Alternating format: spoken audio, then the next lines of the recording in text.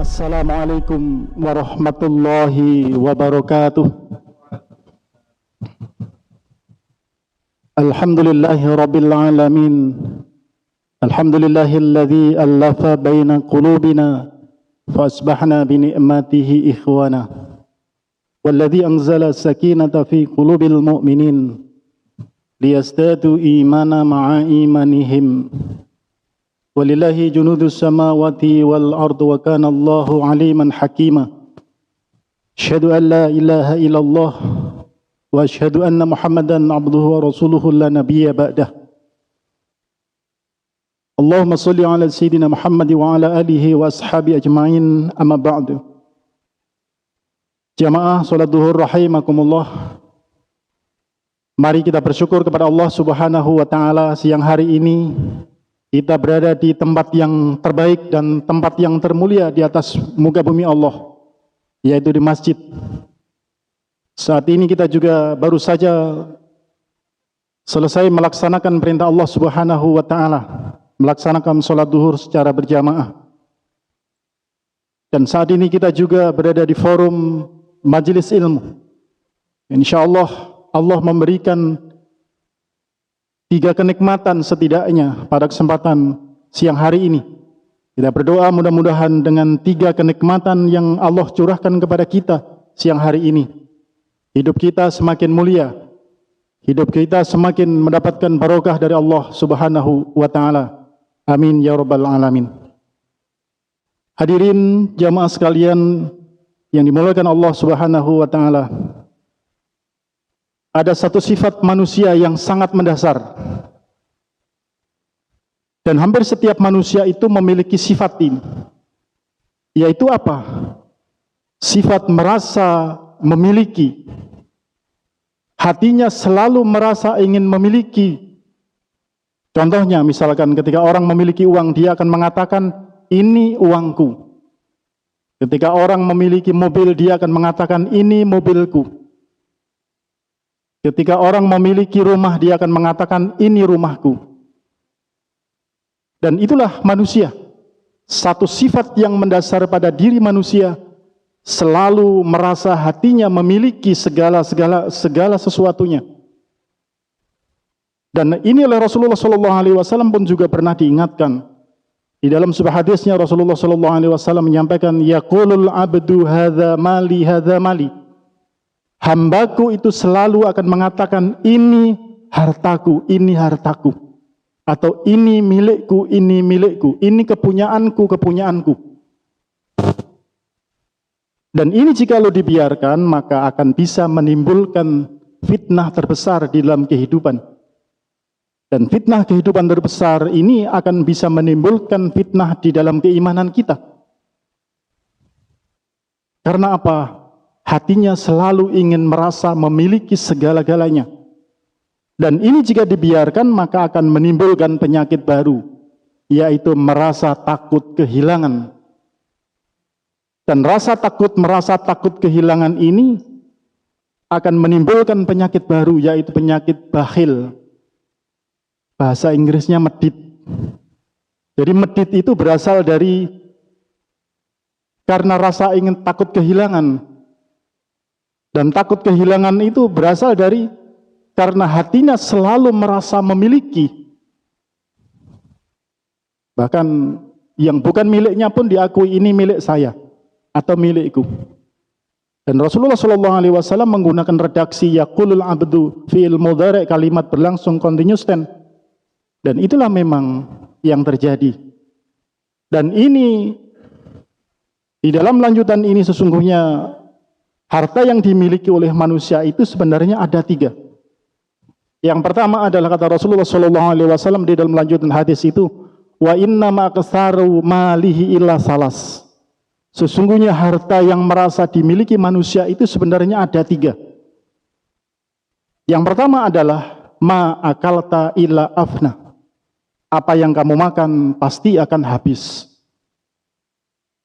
Jangan mengira kalau apa yang kita miliki itu tidak akan pernah habis. Bahwa apa yang kita miliki itu pasti akan habis. Allah Subhanahu wa taala di dalam surat An-Nahl ayat 96 menyampaikan ma indakum yang fadu wa ma indallahi baq. Apa yang ada di sisimu, apa yang ada di sampingmu, di samping kita ini manusia, pasti akan habis. Wa ma indallahi baq, dan apa yang di sisi Allah atau di sanding Allah itulah yang abadi. Maka jangan mengira kalau ada orang yang menganggap bahwa apa yang dimiliki itu tidak akan pernah habis, tentu dia sedang bermimpi.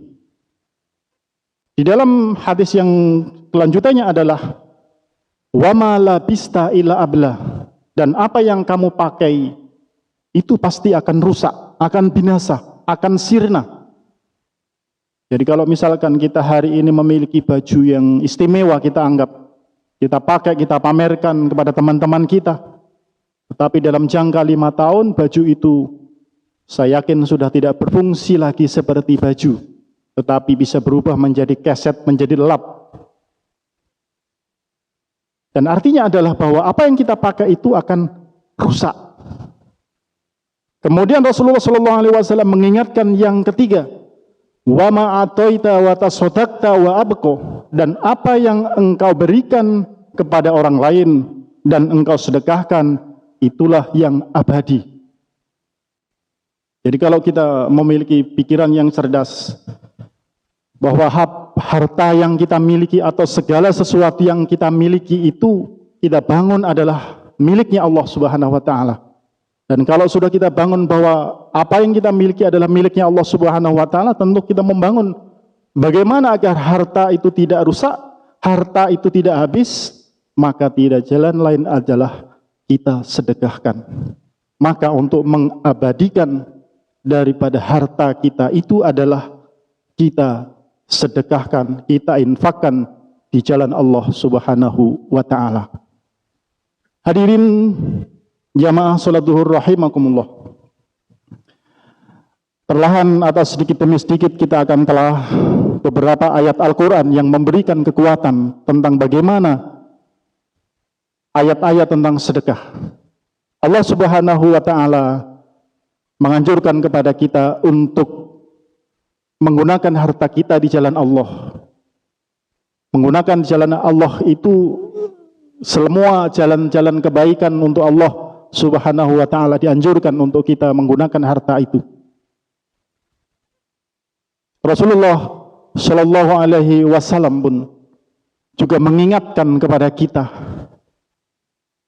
Saat itu ketika Rasulullah bertanya kepada istrinya Aisyah, wahai Aisyah, apakah bubur yang kemarin itu masih ada? Ya Aisyah, sudah habis wahai Rasulullah. Kemudian Rasulullah kembali menyampaikan, wahai Aisyah, sesungguhnya bubur itu masih ada. Bubur itu tidak akan pernah habis, dan bubur itu akan tetap bertambah dan bertambah. Bal yazdad akan tetap bertambah dan bertambah.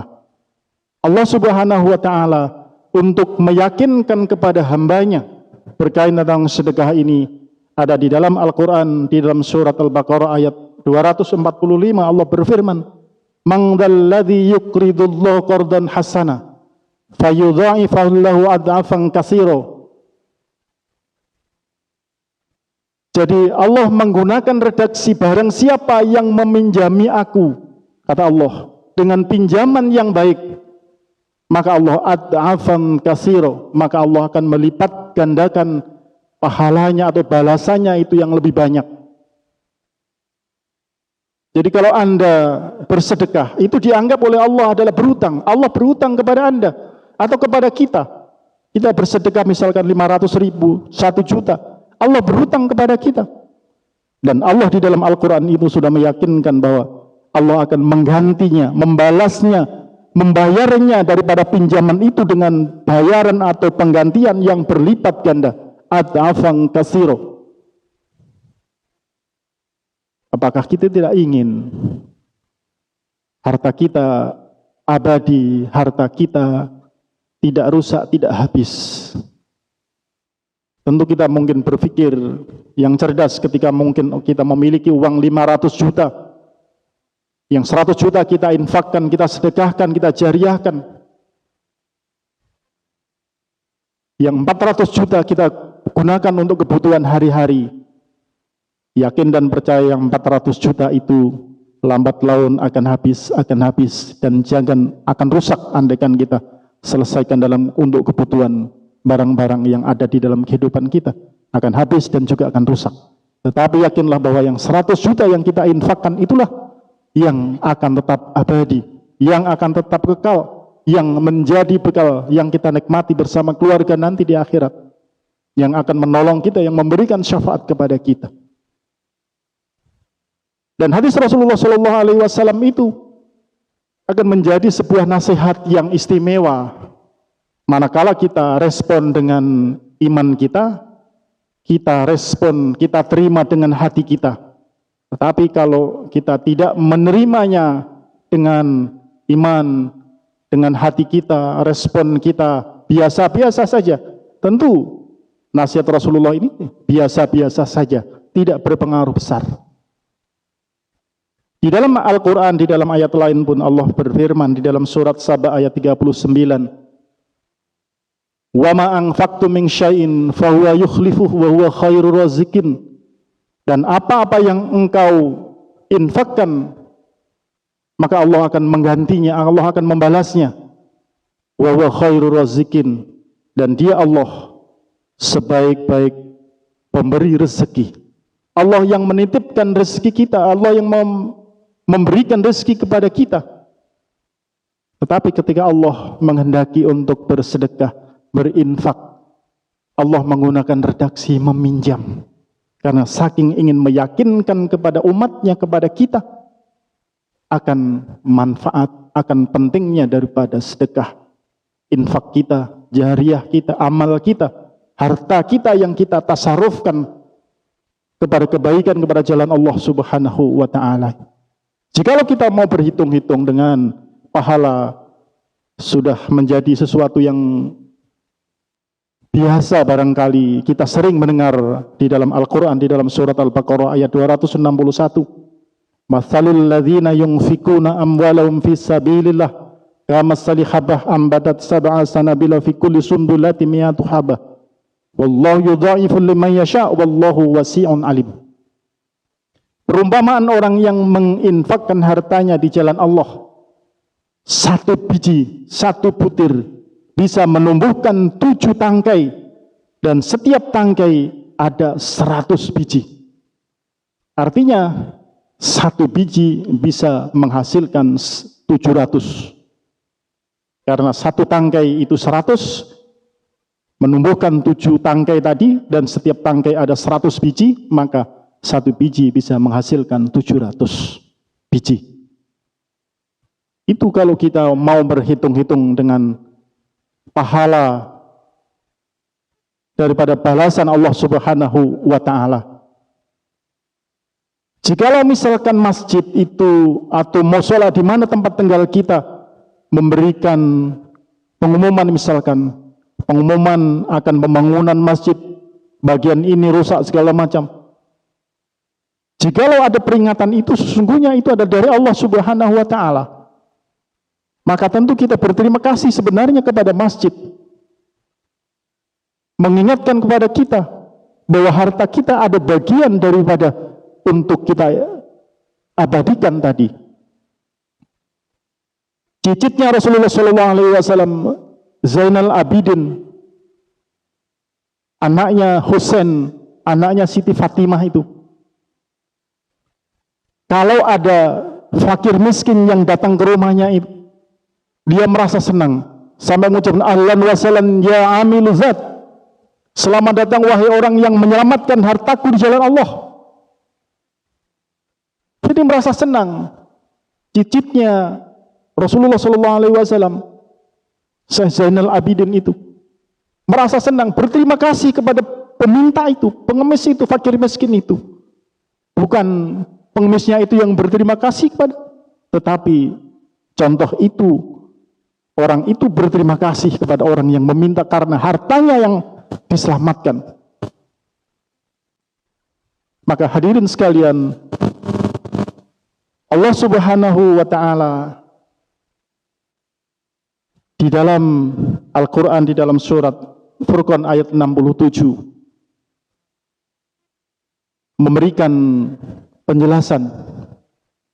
Allah Subhanahu wa ta'ala tidak meminta banyak, tidak seluruh harta kita infakkan di jalan Allah Subhanahu wa ta'ala. Walladzina idza anfaqu lam yusrifu wa lam yakturu wa kana baina dzalika qawwama. Dan orang-orang yang apabila menginfakkan hartanya di jalan Allah, lam yusrifu, dan janganlah berlebihan, walam yakturu, dan janganlah terlalu sedikit, wa kana baina dzalika qawwama, dan hendaklah di antara keduanya tidak terlalu banyak dan juga tidak terlalu sedikit. Dibatasi oleh Allah 2,5% daripada harta kita yang diminta oleh Allah Subhanahu wa ta'ala. Dan jikalau kita ingin tahu orang yang satu-satunya diizinkan oleh Rasulullah Shallallahu Alaihi Wasallam berinfak seluruh hartanya, itu adalah Abu Bakar As-Siddiq.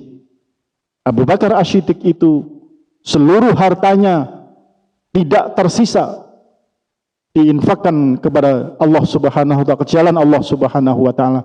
Dan inilah yang diizinkan oleh Rasulullah Shallallahu Alaihi Wasallam. Maka turunlah ayat tadi itu. Yang lain dilarang. Padahal sahabat-sahabat juga ingin melakukan seperti apa yang dilakukan oleh Abu Bakar As-Siddiq. Abu Bakar As-Siddiq kenapa diberikan nama As-Siddiq? Yang agar katanya As-Siddiq sedekah itu meyakini selain dia orang yang pertama yang mengakui Islam, masuk Islam. Ketika Rasulullah Shallallahu Alaihi Wasallam menerima wahyu, pertama adalah As-Siddiq, karena akar kata sedekah dari ada As-Siddiq.